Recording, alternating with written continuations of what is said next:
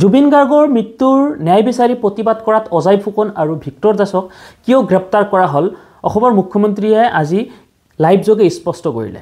অজয় ফুকনক গ্ৰেপ্তাৰ কৰা হৈছে কাৰণ অজয় ফুকন 2021 চনত কংগ্ৰেছৰ প্ৰাৰ্থী আছিলে আৰু ভিক্টৰ দাসক গ্ৰেপ্তাৰ কৰা হৈছে কাৰণ ভিক্টৰ দাসে কিছুদিন পূৰ্বে ছোৱালী এজনীক গুৰুৰকৈ প্ৰহাৰ কৰিছিলে, যিটো নেকি জুবিন গাৰ্গেও ভাল পোৱা নাছিল বুলি তেওঁ ক'লে।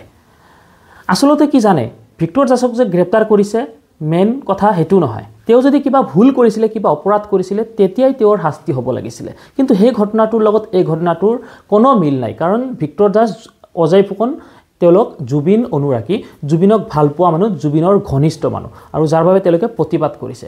আচল কথাটো হৈছে যে আপুনি বাৰে বাৰে যে ফেচবুক লাইভত এটা আশংকা ব্যক্ত কৰি আছে যে অসমখন যাতে নেপাল সদৃশ পৰিৱেশ নহয়, সেইটোৱে হৈছে মূল কাৰণ।